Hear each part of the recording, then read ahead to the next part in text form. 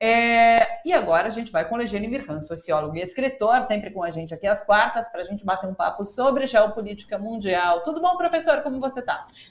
Tudo bem, querida Thalita? Estamos aqui de plantão, acompanhando as últimas notícias do fronte, né? Exatamente.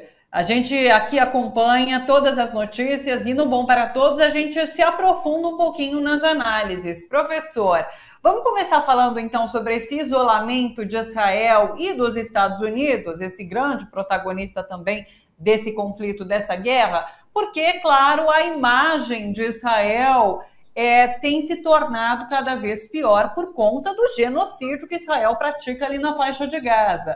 Então, há um isolamento no mundo, protestos têm pipocado em vários países, colocando realmente, questionando realmente a atuação de Israel ali na faixa de Gaza. Por que esse isolamento e como esse isolamento interfere nessa situação atual? O isolamento foi constatado, o pico do isolamento foi sexta-feira retrasada, quando a Assembleia Geral votou uma moção pelo fim do embargo a Cuba. Sempre dava 20, 30, 40 abstenções, mas aprovava por larga margem. 7, 8 contra. Desta vez foi unanimidade, quer dizer, quase 187 a favor, 2 contras. Nós comentamos isso já semana passada. Estados Unidos e Israel votaram contra. Quer dizer que nesses 187, França, Inglaterra, Alemanha, Itália, Japão, ou seja, países do bloco do Império votaram pelo fim do embargo. E o que fez no dia seguinte os Estados Unidos? Nem deu bola. Ele faz um desdém, por isso é o chamado Estado bandido, Estado par, igualzinho Israel. Eles se completam, eles se bastam, né? E vão morrer afogados, os dois vão morrer afogados. Os Estados Unidos é o típico exemplo de um império em decadência, na sua fase final mas ainda não desapareceu. E quando ele fica, todo o império, desde de Roma Antiga, quando ele vai chegando ao fim, todo mundo que estudou o Império sabe disso, ele fica violento. Ele já não é mais o Império economicamente mais forte, ele já não dita as regras da moral, dos costumes, das leis, etc., mas ele tem ainda o maior exército, ele é ainda a maior força. E isso é verdade no caso dos Estados Unidos. Estão lá os 2 porta-aviões ali para ameaçar todos os países árabes. Isso aí nós não temos dúvida. Mas o isolamento é cada vez maior. Já chegamos a 12 países que pediram o rompimento com Israel, que é o grande aliado dos Estados Unidos. Estamos vendo aí o carniceiro de Tel Aviv, né? Hoje eu recebi uma estatística, Thalita, se você me permite, nós já comentamos o número de crianças mortas, comparando com o que recebi um dado. Crianças mortas por dia em Gaza, na Síria, no Afeganistão, no Iêmen, na Ucrânia e no Iraque. Em Gaza, 136. Na Síria, 3. Afeganistão, 2. Iêmen, 1,5. Ucrânia, 0,7. Iraque, 0,6. Ou seja, não tem nenhum parâmetro de comparação com nenhuma guerra dos últimos 20 anos, essa do Iraque é de 2003, né? Exatamente 20 anos, com o que está acontecendo na cidade de Gaza, na faixa de Gaza. Então, isso leva o mundo a voltar a sua opinião contra Netanyahu, contra Israel, e seu aliado incondicional, que são os Estados Unidos. Então, você já vai vendo, mesmo no bloco imperialista, né, seus clientes subordinados, eles já começam a ter dissensões, né, porque o povo também está na rua, ainda não tem ilusão que essas milhões que foram às ruas sábado vão barrar aí esse genocídio. Ele vai ainda ter fôlego para mais algum tempo, não sei se tanto tempo assim, porque ontem o Biden, pela primeira vez, pediu uma parada humanitária, não é cessar-fogo, mas de 3 dias. Então, isto é a primeira piscada, né? Quando a gente é criança, tem aquela brincadeira de quem pisca primeiro, né? Ele piscou isso aí. Ele não usa a palavra cessar fogo, como ele não autoriza a paz na Ucrânia, sabendo que a Ucrânia já perdeu faz tempo, mas ele vai empurrando, ele quer continuar fazendo guerra em duas frentes. Então ele vai se isolando do mundo e quem encosta, ele começa a ficar uma relação tóxica. Países assim que declaram apoio total aos Estados Unidos e a Israel vão ficando mal vistos pelo mundo inteiro também. As pessoas estão acompanhando, sabem disso, porque não dá para esconder o que está acontecendo lá na faixa de Gaza. Seja de esquerda ou direita, eu quero ver quem, e o Brasil é o maior usuário de Zap do mundo, né? Eu quero ver quem nunca recebeu uma imagem de criança morta, criança sofrendo, chorando. Então, isso choca. Olha as imagens que nós estamos vendo. Isso aí é a imagem de uma bomba atômica. A quantidade de toneladas de bomba, já uma bomba de Hiroshima é 18 mil quilos. Né? Eles estão chegando a 18 mil toneladas. Eles estão chegando a 32 mil toneladas de bombas despejadas em 32 dias. Isso significa quase 2 bombas. Agora, é possível destruir Gaza? Não. Com uma bomba ou 2, não. Hiroshima e Nagasaki, somado, que foram 2 bombas, mataram 200 mil. Para matar 2 milhões e 200, como quer aquele ministro do Netanyahu, que até agora não foi demitido, eles precisam usar quantas bombas? 10 bombas nucleares? Então, e também sem falar essa crise, né? Porque o cara acabou confessando que Israel tem bomba atômica até o telhado, né? Então é uma situação assim de crescente isolamento, porque eles têm dupla critério, 2 pesos, 2 medidas. O sentimento dos comentaristas de televisão, ele é seletivo, então eles choram pelas crianças ucranianas que morreram 0,7 ao dia, mas não choram pelas 136 que Gaza morre por dia. Então, é seletivo, 2 pesos, 2 medidas, então algumas coisas valem para o mundo inteiro, não vale para Israel. Israel, por exemplo, não sofre nenhuma inspeção da agência atômica da ONU. Nada, nada, nada. E todos os cientistas nucleares do mundo sabem que eles têm 90 ogivas. Agora, resta saber se tem coragem para usar nesse momento, né? Pois é, inclusive essa pausa humanitária que Joe Biden pede a Netanyahu agora, neste momento, tem relação com o processo eleitoral nos Estados Unidos, né, professor? Estados Unidos passam no próximo ano por um processo eleitoral. Joe Biden vê entre os democratas a sua popularidade caindo e daí, claro, vai tentar correr atrás agora por conta do processo eleitoral. Ainda não. Eu acho que o Biden vai perder a eleição. Mas veja, no primeiro mandato do Obama, lembrando que Obama foi reeleito, claro. No primeiro mandato do Obama, ele fez tantas guerras e matou lá 4 milhões de muçulmanos e árabes. Ao todo foram 7 milhões em 8 anos. Ganhou o Prêmio Nobel da Paz, inclusive, né? E foi reeleito no meio do mandato, né? Foi reeleito. Então, ainda não dá para taxar. As pesquisas estão mostrando que essa figura que está na tela, asquerosa, né? Essa figura está 10 pontos na frente, o que é muito ruim para o mundo, né? Essa questão de fortalecimento do fascismo, né? Vitória de Trump, e aliás, hoje saiu uma matéria, não sei se vocês viram, mas o Trump, depois que saiu da presidência, disparou a riqueza dele. Não sei que imagem que é essa, mas ele ficou muito mais rico do que já era, né? Mas a vitória do Trump é o fortalecimento aqui do fascismo no Brasil, que atende hoje pelo nome de Bolsonaro, mas pode mudar de nome daqui a uns anos, e pode influenciar também aqui na Argentina, que daqui a 2 semanas, dia 19, teremos eleições lá, né? Domingo agora é o último debate entre eles, né?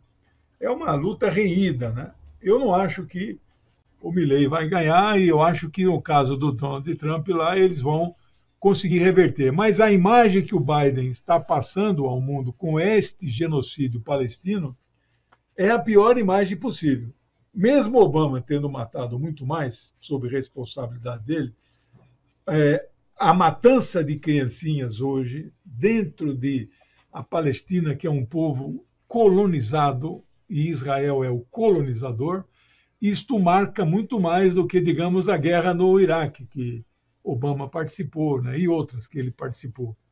Então, isso Sim. vai influenciar nos Estados Unidos. O Partido Democrata está dividido, a AIPAC dos judeus, o lobby judaico, também está dividido. Né? Tem uma parte que não concorda com esse genocídio, acha que o que está acontecendo lá na Palestina, que eles chamam de Israel, é o que tem de pior para a imagem de Israel no mundo. Né? Se o projeto sionista era criar um lar nacional judaico para os judeus viverem em segurança, isso, desculpe, é impossível. O lugar mais perigoso para um judeu viver hoje chama-se Palestina, que se chama Israel hoje, né?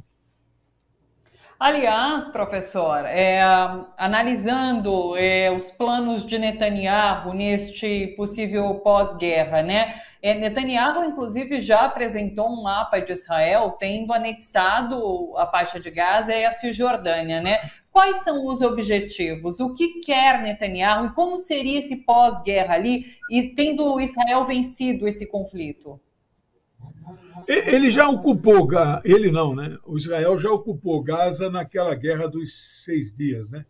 De 5 a 10 de junho de 1967, e ocupou a Cisjordânia. Eles devolveram, ocupou a Península do Sinai, eles devolveram o Sinai para o Egito, e em 2005, muito tempo depois do Sinai, em 2005 era primeiro-ministro de Israel Ariel Sharon, de triste memória, já foi para o inferno. Ele desocupou, tinham 6 colônias de judeus ortodoxos dentro de Gaza, ali naquela parte norte, onde é um descampado, ainda não é a cidade, né?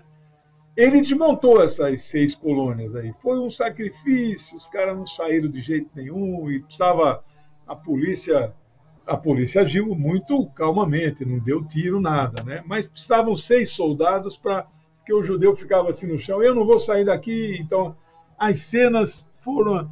Mas ele desocupou. Você imagina, se para desocupar 6 colônias, o que foi, você imagina um dia que eles... nós vamos fazer a paz agora. Nós vamos desmontar 200 colônias na Cisjordânia, onde moram 700 mil judeus.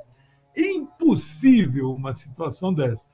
O objetivo é colonizar inteiramente a Palestina, é fazer desaparecer estas 2 áreas ainda verdes no mapa, chamado Gaza e Cisjordânia. O objetivo é a eliminação física dos palestinos, que são considerados seres de segunda categoria, não são humanos.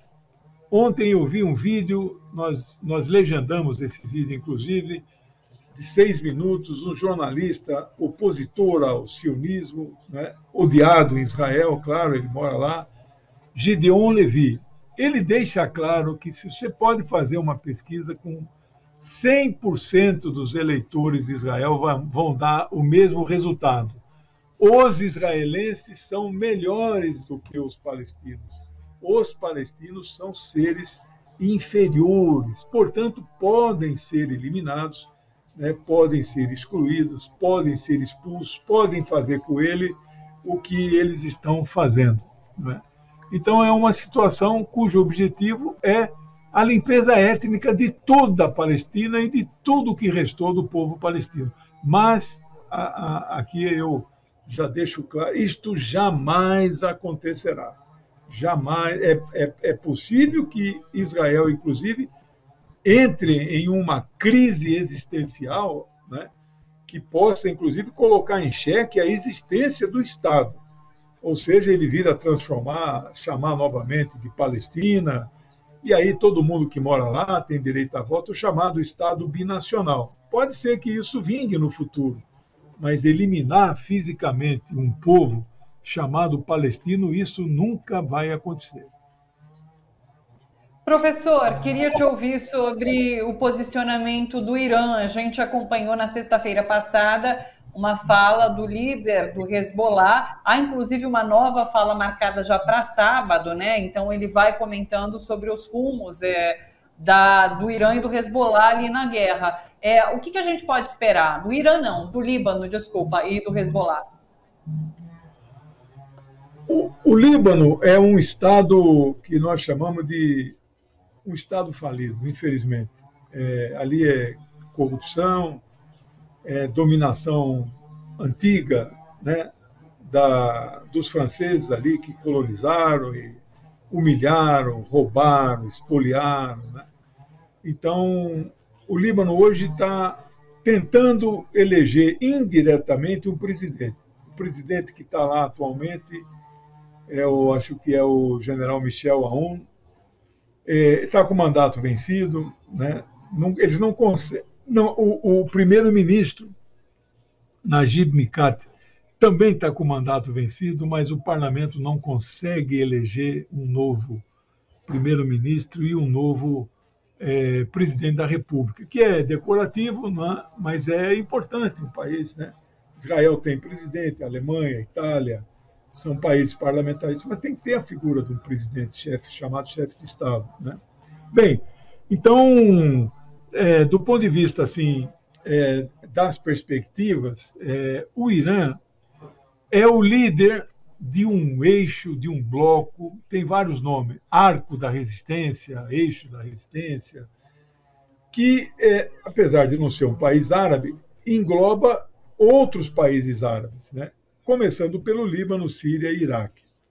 Agora, o Líbano não consegue esboçar uma reação, mas eu fiquei feliz que estes últimos dias o primeiro-ministro, Najib Mikati, fez um depoimento duro condenando o que Israel vem fazendo, mas absolutamente não vai passar disso. Eu acabei de receber uma postagem internacional de um jornal, eu esqueci o nome do jornal, mas que a Síria está ajudando a guerrilha palestina e a guerrilha libanesa. Esta guerrilha não vai ficar omissa, não está omissa, está dando combate na frente norte e poderá, sim, infiltrar alguns guerrilheiros libaneses ali no sul do Líbano, na fronteira norte. Então, a Síria não teve problema nenhum, nem foi desmentido a notícia de que eles estão enviando armas para lá.